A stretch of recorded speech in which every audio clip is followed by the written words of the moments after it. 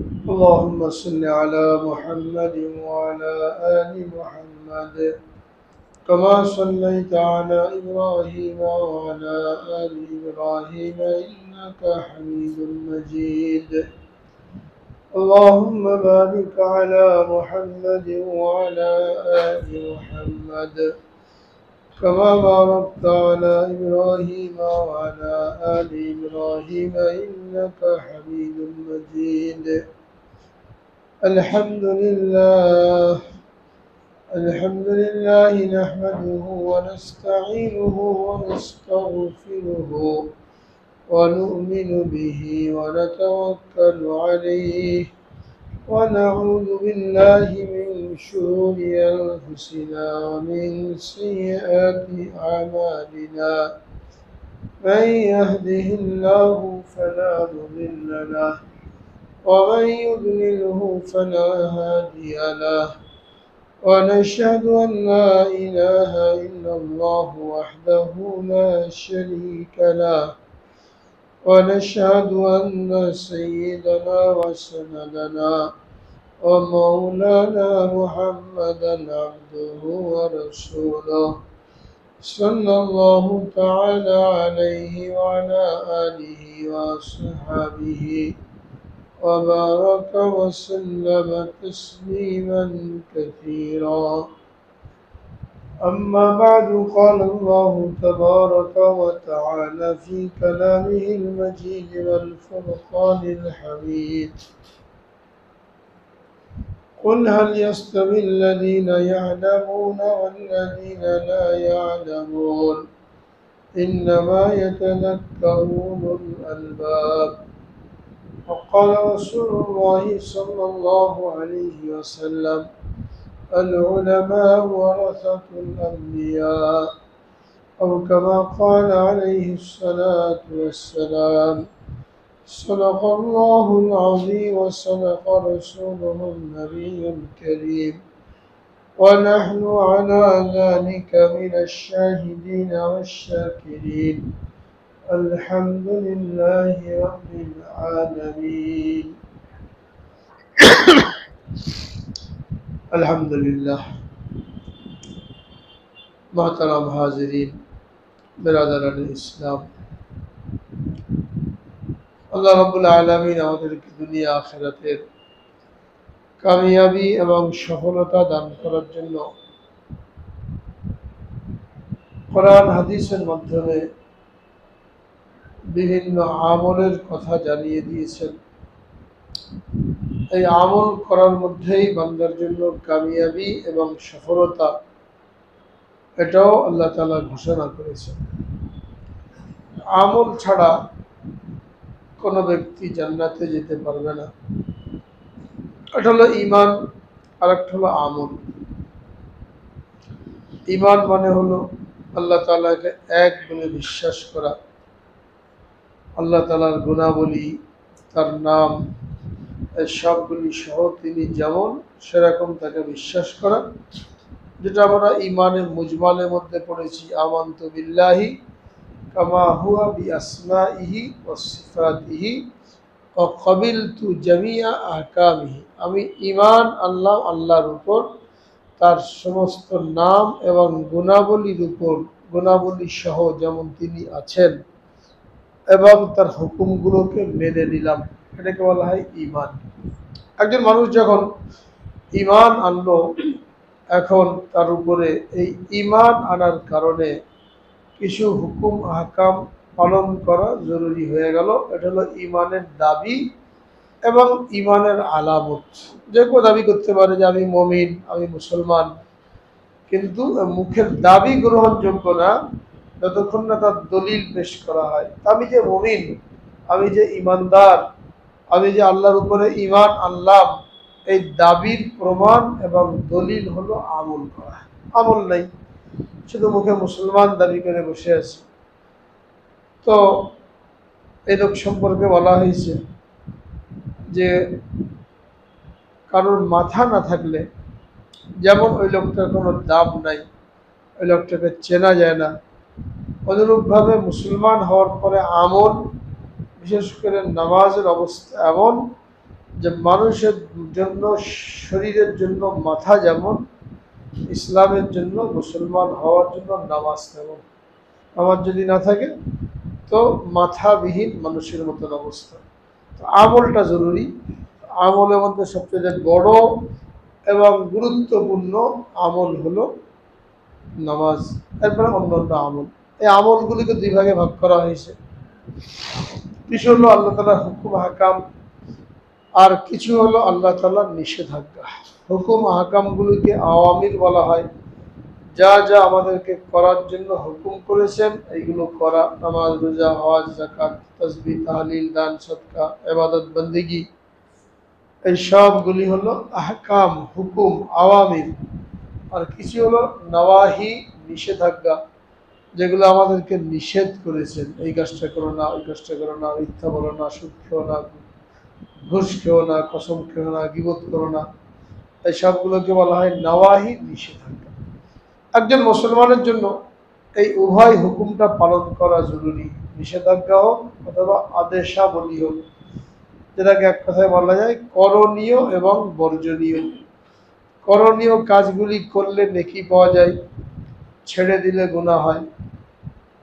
বর্জনীয় কাজগুলি ছেড়ে দিলে নেকি পাওয়া যায়, করলে গুনাহ হয়।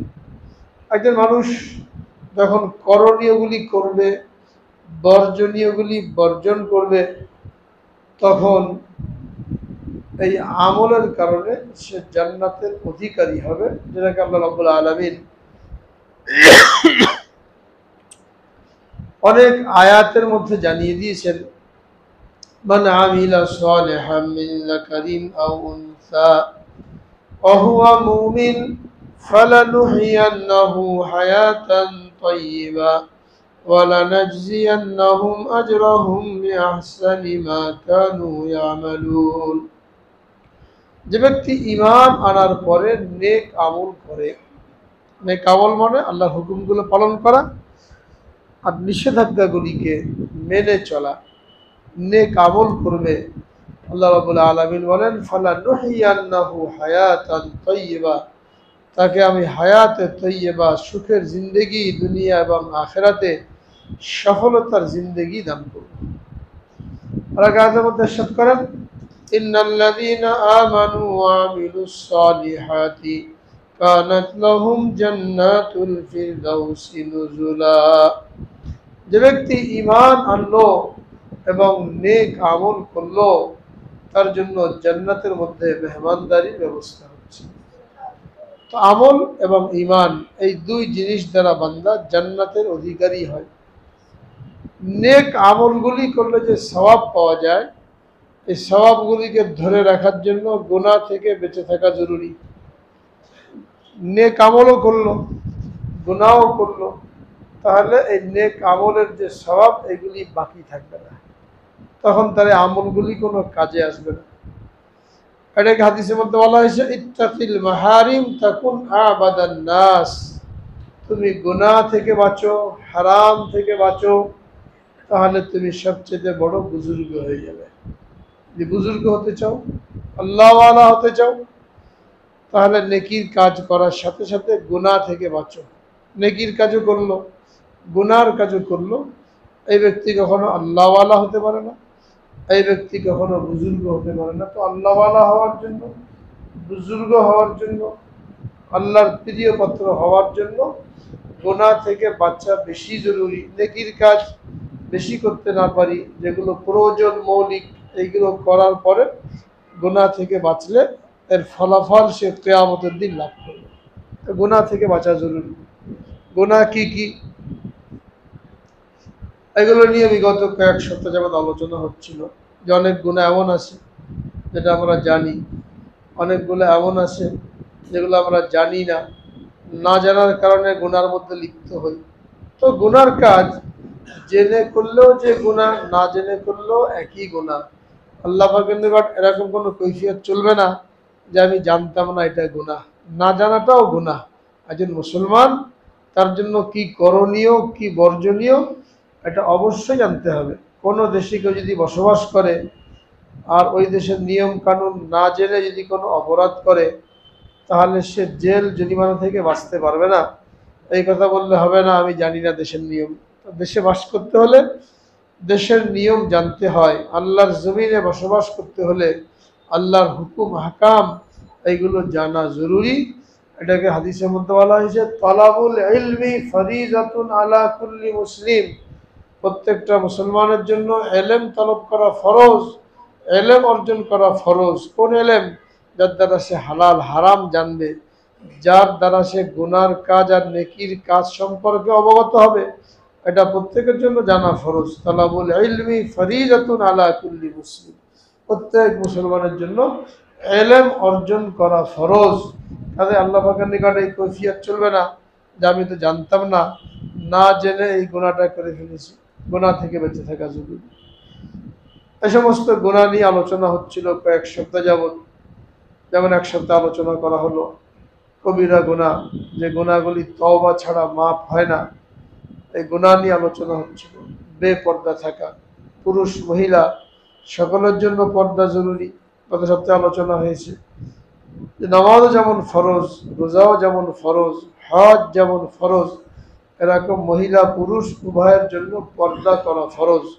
মহিলাদের জন্য 14 শ্রেণীর পুরুষ ছাড়া বাকি সমস্ত পুরুষদের সাথে দেখা সাক্ষাৎ নিষেধ। কথা বলতে হলে প্রয়োজনে পর্দার আড়াল থেকে কথা বলবে। মহিলাদের পুরুষদের জন্য 14 শ্রেণীর মহিলা ছাড়া বাকি সব মহিলার সাথে পর্দা করতে হবে। কোনো কথা বলতে হলে দৃষ্টি নামিয়ে কথা বলতে হবে। আল্লাহ রাব্বুল আলামিন সূরা নূরের মধ্যে নারী এবং পুরুষ উভয়কেই সম্বোধন করে পর্দার কথা বলেছেন, দৃষ্টি অবনমিত করার কথা বলেছেন। এগুলো নিয়ে আলোচনা হয়েছে। সুদ সম্পর্কে আলোচনা হয়েছে। একটা গুনাহ আমরা অনেকেই করি, একটা মারাত্মক গুনাহ, মানুষের ঈমান ধ্বংস করার জন্য যথেষ্ট। সেটা হলো নবী রাসূল এবং সাহাবায়ে কেরামের ভুল ধরা, দোষ চর্চা করা, তাদের সমালোচনা করা, এটাও মারাত্মক গুনাহ। অনেক মুসলমান তারা না জেনে এই কাজের মধ্যে লিপ্ত হয়, এ সমস্ত মতবাদ পোষণ করে, এর দ্বারা ঈমান চলে যাবে। আম্বিয়া কেরাম হযরত আদম আলাইহিস সালাম থেকে নিয়ে আমাদের নবীজি সাল্লাল্লাহু আলাইহি সাল্লাম পর্যন্ত লক্ষাধিক পয়গম্বর আল্লাহ তাআলা প্রেরণ করেছেন মানুষের হেদায়েতের জন্য। নবীদের সম্পর্কে এই আকীদা পোষণ করতে হবে যে নবীরা মাসুম এবং নিষ্পাপ। মাসুম শব্দের অর্থ হল নিষ্পাপ। তারা জন্মের পর থেকেই নবী হওয়ার আগেও কোনো গুনাহ করেন নাই, নবী হওয়ার পরেও কোনো গুনাহ করেন নাই। কেননা তারা হলো আল্লাহ তাআলার হুকুম হাকাম বান্দার নিকট পৌঁছে দেবেন। এখন তারা যদি গুনাহ করে বিতর্কিত হয়ে যান, তাহলে যে কেউ বলতে পারবে উনি তো নিজেও গুনাহ করেছে, ওনার কথা আমরা শুনবো কি জন্য? তাহলে তার কথাটা গ্রহণযোগ্য থাকবে না। এই জন্য আল্লাহ রাব্বুল আলামিন নিজ গুণে তাদেরকে মাসুম রেখেছেন, নিষ্পাপ রেখেছেন। নবী হওয়ার আগে তো কোনো গুনাহ করেন নাই, নবী হওয়ার পরে তো প্রশ্নই ওঠে না। তো এখন যদি কোন নবীদের দোষ চর্চা করে অমুক নবী ভুল করেছেন, অমুক নবী ভুল করেছেন, তো এটা যেন আল্লাহ তাআলার উপরে মাতবারি করা হয়ে গেল, বাহাদুরি দেখানোওয়ালা হয়ে গেল। আল্লাহ তাআলা মাসুম রেখেছেন, নিষ্পাপ রেখেছেন, আর আমি আপনি নবীদের সমালোচনার মধ্যে লিপ্ত হলাম। আমানতু বিল্লাহি ওয়া মালাইকাতিহি ওয়া কুতুবিহি ওয়া রুসুলিহি, এটাকে ইমানে মুফাসসাল বলা হয়। 7টা জিনিসের উপরে ইমান আনলে, বিশ্বাস করলে সে ব্যক্তি হলো মুসলমান। তার মধ্যে 4 নম্বরই বলা হয়েছে রুসুলিহি, আমি ইমান আনলাম আল্লাহ তাআলার নবীদের উপর, রসুলদের উপর। এই ইমান আনা মানে কি? এই ইমান আনা মানে হলো নবীরা নবুয়ত পাওয়ার আগেও নিষ্পাপ, নবুয়ত পাওয়ার পরেও নিষ্পাপ, ইচ্ছা অনিচ্ছায় কোনো গুনাহ হয় নাই। ইজতিহাদি ভুল একটাকে বলে, ওইটা হলে আল্লাহ রাব্বুল আলামিন ওহীর মাধ্যমে অবগত করে দিয়েছেন, তারা থেকে ফিরে আসছেন। তাদেরকে গুনাহগার মনে করা যাবে না। কোনো ভুল গুনাহ করেছেন এটা মন্তব্য করা যাবে না। তারা তাদের দায়িত্ব পালন করতে কোনো শিথিলতা কিংবা ত্রুটি করেছেন এটাও বলা যাবে না। যদি বলা হয় তাহলে এটা ঈমান পরিপন্থী কাজ হয়ে গেল। নবীদের পরে হলো সাহাবায়ে কেরামের স্থান। সাহাবী বলা হয় যারা ঈমানের সাথে 1 মিনিটের জন্য হলেও রাসূল আকরাম সাল্লাল্লাহু আলাইহি সাল্লামকে দেখেছেন আর ঈমানের সাথে মৃত্যু হয়েছে। ঈমানের সাথে দেখাও জরুরি, ঈমানের সাথে মৃত্যু হওয়া জরুরি। কেউ যদি সাহাবী হওয়ার পরে ইমান ছাড়া মারা যায়। দু একজনের ক্ষেত্রে এরকম ঘটনা ঘটেছে, তারা দুনিয়ার লোভে মুরতাদ হয়ে গেছে। কিন্তু বাকি যারাই নবীজিকে দেখে ইমান এনেছেন তারা ইমানের সাথেই মৃত্যুবরণ করেছে, তাদেরকে সাহাবি বলা হয়।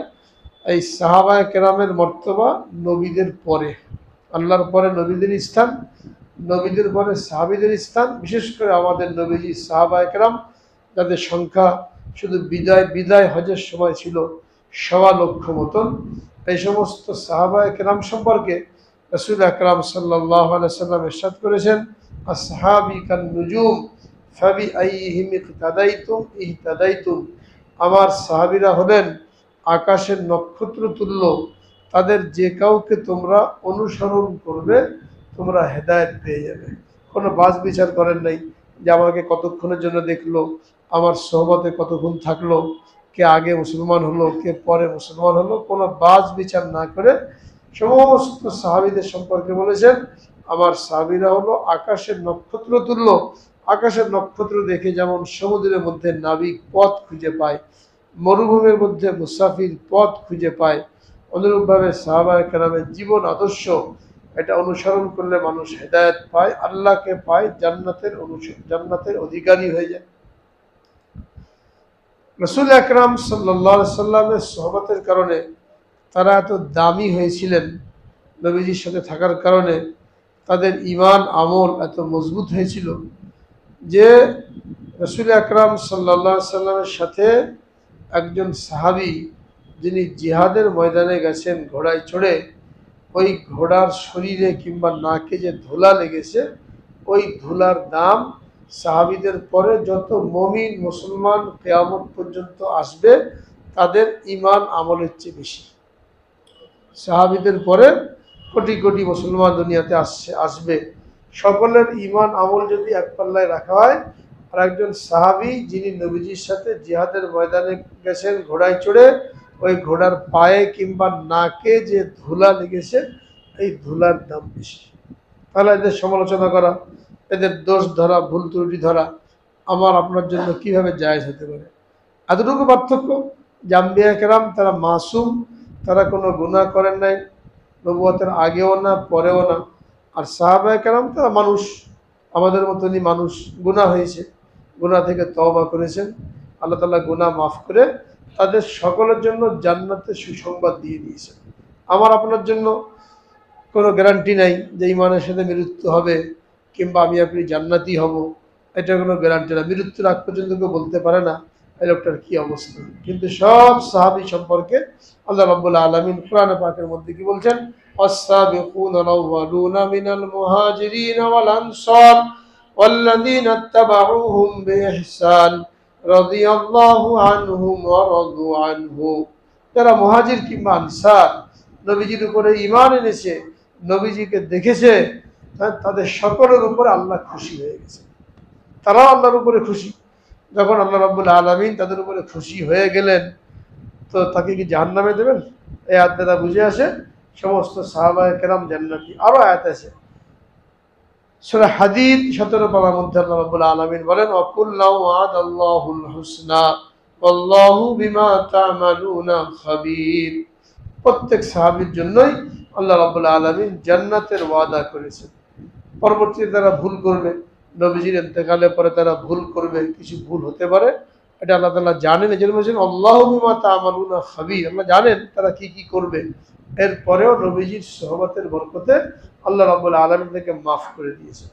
এই জন্য রাসূল আকরাম সাল্লাল্লাহু আলাইহি ওয়াসাল্লাম বলেন, লা তাসুব্বু আসহাবি, তোমরা আমার সাহাবীদেরকে গালি দিও না, তাদের সমালোচনা করো না। যদি কাউকে দেখো আমার সাহাবীদের সমালোচনা করেছে তাহলে তাকে লানত করো, যে তোমার উপরে আল্লাহর লানত, ফেরেশতার লানত, সমস্ত মাখলুকের লানত নির্দেশ দিয়েছেন। যদি কাউকে দেখো সাহাবীদের সমালোচনা করেছে তাহলে তাকে বলো তোমার উপরে আল্লাহর লানত, ফেরেশতাদের লানত, ওয়ান্নাসি আজমাইন, এবং সমস্ত মানুষের লানত। তুমি কার সমালোচনা করছো? কার বরকতে, কার মেহনতে আজকে তুমি মুসলমান, এখানে বসে মুসলমান হয়ে গেছো, ইসলাম পেয়ে গেছো।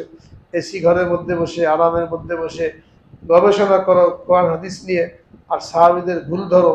আর সাহাবায়ে কেরাম যে মেহনত করেছেন নবীজির সাথে মক্কা মদিনার পরিবেশে, জীবনের ঝুঁকি নিয়ে জিহাদের ময়দানে যে জান দিয়ে দিয়েছেন, একটু সামান্য মেহনত করে দেখো কতটুকু পারবে তিনি। তো সমালোচনা করার আগে চিন্তা করা দরকার কার সম্পর্কে মুখ খুলছি। রাসূল আকরাম সাল্লাল্লাহু আলাইহি সাল্লাম যখন স্পষ্ট করে দিয়েছেন যে ভুল ধরো না, সমালোচনা করো না, যারা সমালোচনা করে এদের উপরে লানত বর্ষণ করো। এই জন্য সাহাবায়ে কেরাম হলেন মেয়ারে হক, সত্যের মাপকাঠি। সাহাবায়ে কেরামকে সত্যের মাপকাঠি বলা হয়, অর্থাৎ তারা যা কিছু করেছেন বলেছেন এইগুলো অনুসরণ করলে ইসলামকে অনুসরণ করা হবে, আল্লাহকে পাওয়া যাবে। অনেকে সাহাবাদেরকে সত্যের মাপকাঠি মনে করে না, তারা বলে তারাও মানুষ আমরাও মানুষ, মানে 1400 বছর পরে এসে নিজেদেরকে সাহাবীদের মতন দাবি করতে চায়। অথচ রাসূল আকরাম সাল্লাল্লাহু আলাইহি সাল্লাম তাদের জন্য এই সৌভাগ্যের কথা বয়ান করেছেন, সুসংবাদ বয়ান করেছেন, এবং নবীজির সোহবতে থাকার কারণে তাদের ইখলাস এই পরিমাণ পরিপূর্ণতা অর্জন করেছিল।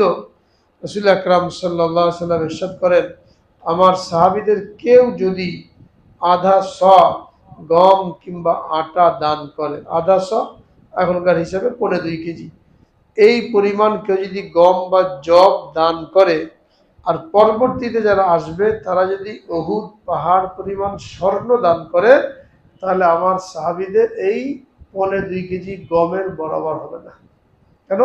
নবীজির সোহবতের কারণে তাদের ঈমান এত মজবুত, আমল এত মজবুত, ইখলাস এত সুন্দর যে পরবর্তীতে হাজার আব্দুল কাদের জিলানী হোক, হাজার খাজা মঈনুদ্দিন চিশতি হোক, আর বড় বড় পীর হোক, এদের সকলের ঈমান ইখলাস একজন আদনা দরজার সাহাবী যিনি অল্প সময়ের জন্য নবীজির সোহবতে ছিলেন তার বরাবর হবেই না। যখন হবেই না, তাহলে আমার আপনার তাদের সমালোচনা করা, তাদের দোষ চর্চা করা, তাদের ভুল ধরার কি অধিকার আছে? অথচ বহুত মানুষ মুসলমান নামধারী, হ্যাঁ, তারা কথায় কথায় নবীদের সমালোচনা করে, সাহাবীদের ভুল ধরে, নিজেকে পণ্ডিত মনে করে, অমুক সাহাবী স্বজন প্রীতি করেছেন, অমুক সাহাবী নিজে আত্মীয় স্বজনকে চাকরি দিয়েছে, বিভিন্ন কথাবার্তা বলে, আর মনে করে খুব পণ্ডিত হয়ে গেলাম। আর কিছু লোক আছে তাদের অনুসরণ করে দেশের মধ্যে ইসলাম কায়েম করতে চায়। এরকম কোনো ব্যক্তি, কোনো দল যদি থাকে যারা নবীদের সমালোচনা করে, সাহাবীদের সমালোচনা করে, এদের থেকে দূরে থাকতে হবে, এদেরকে সাপোর্টও করা যাবে না, এদেরকে সমর্থন করা যাবে না, এদের দলে দলে ভিড়া যাবে না, তাহলে নিজের ঈমান আমল সব কিন্তু বরবাদ হয়ে যাবে। এটা সতর্ক করেছেন রাসূল আকরাম সাল্লাল্লাহু আলাইহি সাল্লাম। এরপরে যুগে যুগে উলামায়ে কেরাম সতর্ক করে গেছেন। আমাদের দায়িত্ব সতর্ক করা, যারা নবীদের সমালোচনা করে, সাহাবীদের সমালোচনা করে, এরকম ব্যক্তি, এরকম দল, এদেরকে সমর্থন করাও কবিরা গুনাহ, এইসব দলে যোগ দেওয়া কবিরা গুনাহ। এদের দ্বারা কোনো ইসলাম কায়েম হবে না, আকীদাই সহি নাই। আকীদার মূল হলো সাহাবায়ে কেরাম সত্যের মাপকাঠি, আম্বিয়া কেরাম মাসুম। এই আকীদা যারা পোষণ করে না, সে তো বলতে গেলে মুসলমানই না, তো তার দ্বারা ইসলাম কি কায়েম হবে?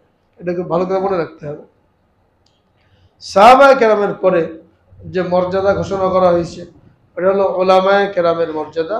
আল্লাহ রাব্বুল আলামিন কোরআনে পাকের মধ্যে ঘোষণা করেছেন, রাসূল আকরাম সাল্লাল্লাহু আলাইহি ওয়াসাল্লাম অসংখ্য অগণিত হাদিস বর্ণনা করেছেন। নবীজির সোহবতে থেকে সাহাবায়ে কেরাম যেমন দ্বীন শিখে এই দ্বীন নিয়ে সারা দুনিয়াতে ছড়িয়ে পড়েছেন। সাহাবায়ে কেরাম থেকে তাবেঈন, তাবেঈন, আইম্মায়ে মুজতাহিদিন যারা দ্বীন শিখেছেন, তাদের থেকে যারা দ্বীন শিখেছেন, কোরআন হাদিস শিখেছেন, এদেরকে বলা হয় উলামায়ে কেরাম।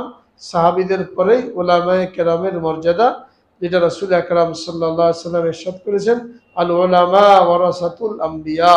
উলামায়ে কেরাম হলেন নবীদের ওয়ারিস।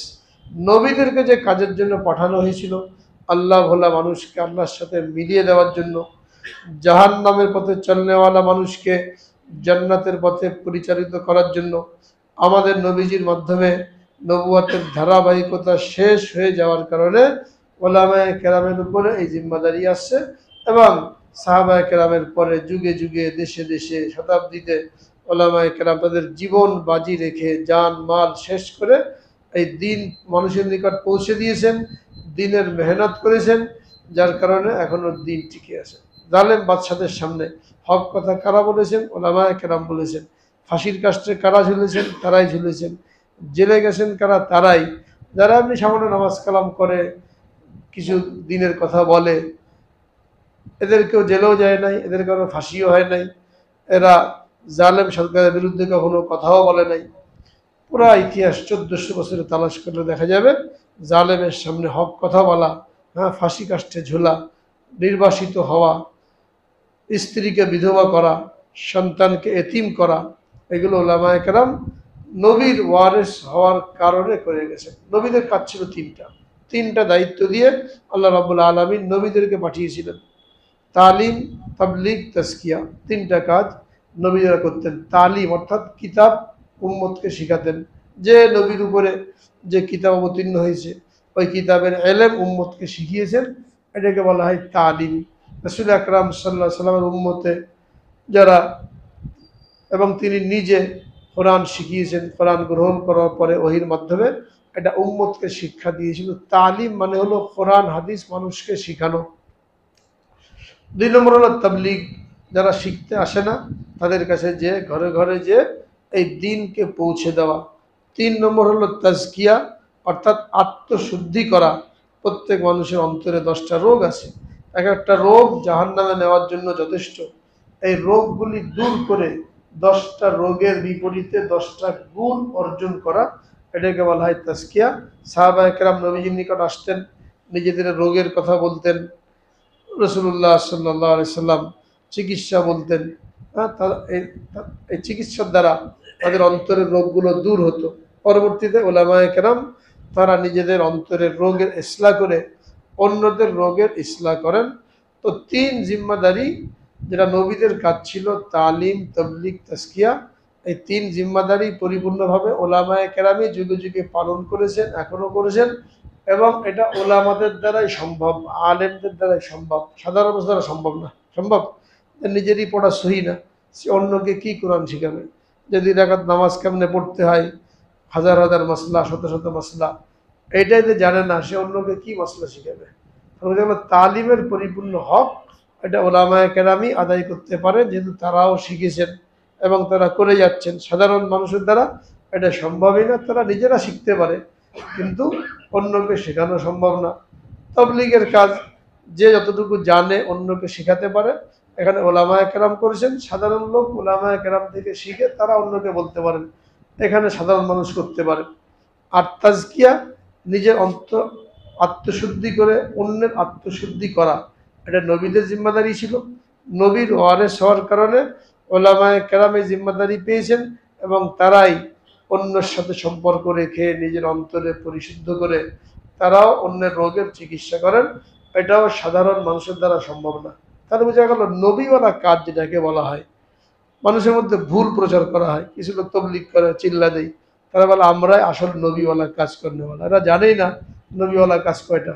নবীওয়ালা কাজ হলো 3টা। এই 3টা কাজ যে পরিপূর্ণ করলো সেই পরিপূর্ণ নবীওয়ালা কাজ করলো। 3টা কাজ কি কি? তালিম, তাবলীগ, তাজকিয়া। এটা মনে রাখতে হবে, অনেক লোক ফিতনা ছড়াচ্ছে। তালিম, তাবলীগ, তাজকিয়া, এই 3টা হলো নবীওয়ালা কাজ। তালিমের দায়িত্ব পালন করতে হবে, মানুষকে কোরআন হাদিস মাসলা মাসাইল শেখাতে হবে। তাবলীগ, নিজের ঘর থেকে শুরু করে কু আনফুসাকুম ওয়া আহলিকুম নারা, যতদূর পর্যন্ত যার সামর্থ্য আছে এই দ্বীনকে পৌঁছে দিতে হবে।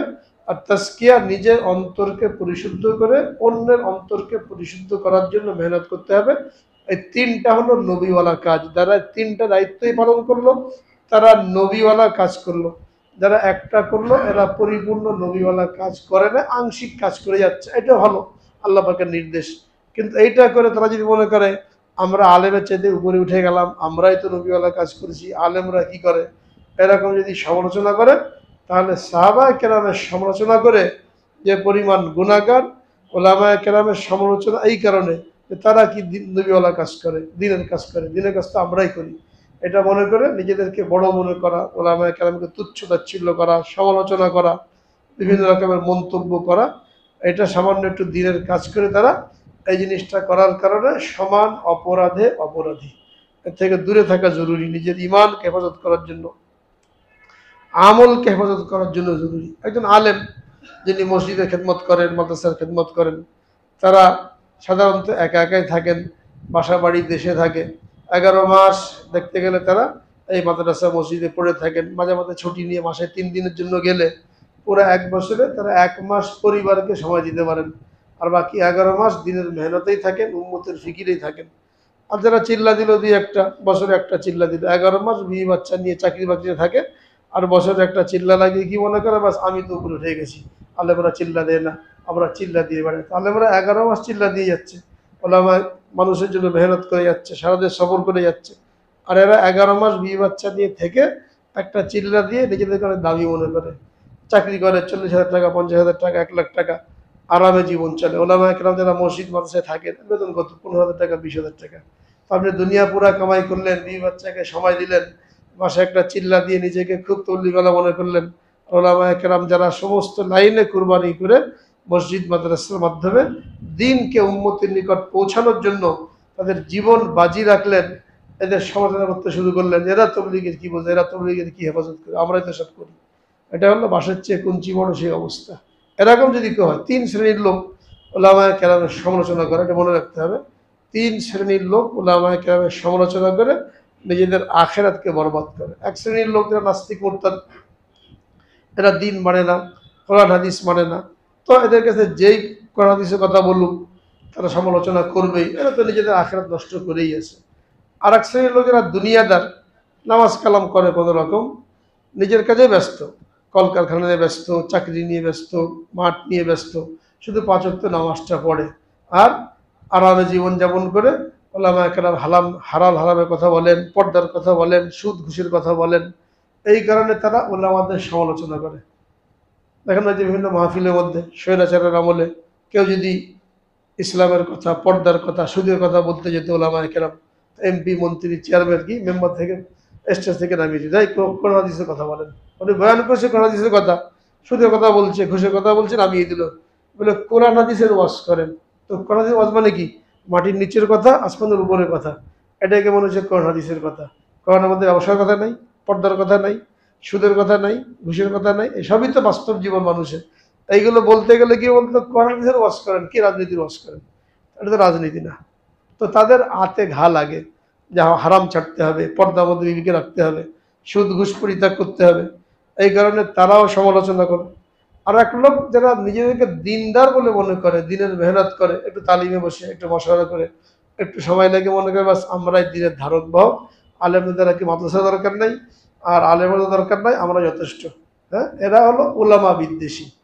এই 2 শ্রেণী সম্পর্কে ওলামায়ে কেরাম অভিজ্ঞতার আলোকে, কোরআন হাদিস আলোকে বলেন, যারা শুধুমাত্র এই কারণে ওলামায়ে কেরামের প্রতি বিদ্বেষ পোষণ করে, তাদের সমালোচনা করে, মৃত্যুর পরে কবরের মধ্যে এদের চেহারা ঘিরে যাবে।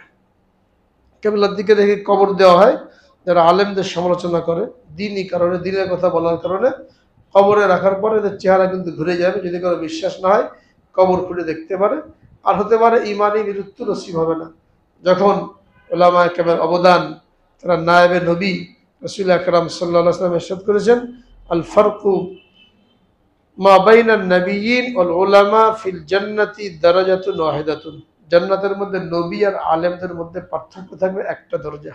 নবীরা নবুয়তের দরজায় থাকবেন, আলেমরা তার নিচে দরজা, এর মাঝখানে অন্য কোনো দরজা নাই। এক লোক যদি 1000 চিল্লাও দেয়, তো তার সম্পর্কে বলা হয় নাই যে নবীর পরেই তার স্থান, নবীর পরেই ওলামাদের স্থান রাখা হয়েছে।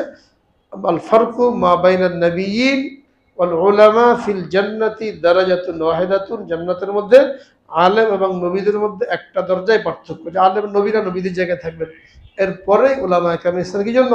আর উলামা ওয়ারাসাতুল আম্বিয়া, নবী ওলামায়ে কেরাম হলেন নবীদের ওয়ারেস হওয়ার কারণে তারপরেই উলামায়ে কেরাম স্থান থাকবে। আল্লাহ রাব্বুল আলামিন কোরআনে পাকের মধ্যে ইরশাদ করেন, কুল হাল ইয়াস্তাবিল্লাযীনা ইয়া'লামুনা ওয়াল্লাযীনা লা ইয়া'লামুন। আপনি বলে দিন, যারা আলেম আর যারা আলেম না, এরা এক দরজার হতে পারে না। অথচ এদের বিরুদ্ধে বিষোদ্গার, মিথ্যাচার, এগুলো সব সমানে চলছে দিনের মেহনতের নামে। এখন নতুন সুরকা সব ওলামায়ে কেরাম যত আছে কওমি আলেম, এরা সব আওয়ামী লীগের দোসর, আওয়ামী লীগ বানিয়ে দিয়েছে। যখন যেটা বলা যায় আওয়ামী লীগ বানিয়ে দিলে এদেরকে অপদস্থ করা সহজ। সব ওলামায়ে কেরাম আওয়ামী লীগের দোসর। কেন? হক কথা বলছেন, হক মেহনতের কথা বলছেন, কোনটা হক কোনটা না হক এটা তুলে ধরেছেন, তো ব্যাস এরা সবাইকে আওয়ামী লীগের দোসর বানিয়ে দিয়েছে। যখন যেটা বলা যায় এইভাবে নিজেদের ইমানকে নষ্ট, সতর্ক থাকতে হবে। আমি কাকে খুশি করার জন্য এরকম বিষোদ্গার করেছি, দলিল ছাড়া মিথ্যাচার করেছি, কিংবা আমার সামান্য একটু মেহনত করে তাদের সমস্ত মেহনতকে আমি তুচ্ছ তাচ্ছিল্য করেছি, এটা ইমানের জন্য খাতরা। মৃত্যুর সময় অনেকের চেহারা ঘুরে যায়, অনেক ঘটনা ঘটেছে এরকম। আর কবরে রাখার পরে অবশ্যই এ সমস্ত লোকের চেহারা কেবলার দিক থেকে ঘুরে যাবে। এই জন্য নিজের ইমান আমলকে হেফাজতের জন্য এবং কোনটা হক কোনটা বাতিল এটা চেনার জন্য ওলামাকে সম্পর্ক রেখে তাদের পরামর্শ মতন চলা জরুরি। রাসূল আকরাম সাল্লাল্লাহু আলাইহি সাল্লাম সারা জীবন দোয়া করেছেন, আল্লাহুম্মা আরিনাল হাক্কা হাক্কা ওয়ারযুকনা ইত্তিবাআ ওয়া আরিনাল বাতিলা বাতিলা ওয়ারযুকনা ইজতিনাবা। আমাকে হক চেনার তৌফিক দাও, হকের অনুসরণ করার তৌফিক দাও, বাতিল চেনার তৌফিক দাও, বাতিল থেকে বেঁচে থাকার তৌফিক দাও। এই দোয়াটা সারা জীবন করেছেন, এটা আমাদের জন্য করা দরকার। যারা হক বাতিলের মধ্যে এখন আমরা সন্দেহে আছি, কোনটা হক কোনটা বাতিল, কোন মেহনত সহি কোন মেহনত গলত, এটা বোঝার জন্য এই দোয়াটা প্রতিদিন প্রত্যেক নামাজে পরে করা উচিত। আল্লাহুম্মা আরিনাল হাক্কা হাক্কা ওয়ারযুকনা ইত্তিবাআ ওয়া আরিনাল বাতিলা বাতিলা ওয়ারযুকনা ইজতিনাবা। এই দোয়ার মাধ্যমে হতে পারে আল্লাহ পাক তাকে তৌফিক দেবেন, হক আর বাতিল চিনবে, বাতিল থেকে ফিরে আসবে। আর এরপরেও ওলামাদের সাথে জিজ্ঞেস করে যে কোনটা হক কোনটা বাতিল, কোনটার সাথে আমরা জুড়বো, কোন দলকে ভোট দেবো, কোন দলে যাব, এটা পরামর্শ করে করলে তখন এই বাতিল থেকে বেঁচে থাকা সহজ। এবং এই বর্তমান ফিতনার যুগে যখন মানুষের ইমান আমল নিয়ে ছিনিমিনি খেলা হচ্ছে, মুহূর্তের মধ্যে ইমান চলে যাচ্ছে। হাদিসের মধ্যে বলা হয়েছে সকালে মুমিন থাকবে বিকালে কাফের থাকবে, ওই যুগে কিন্তু আমরা চলে আসছি।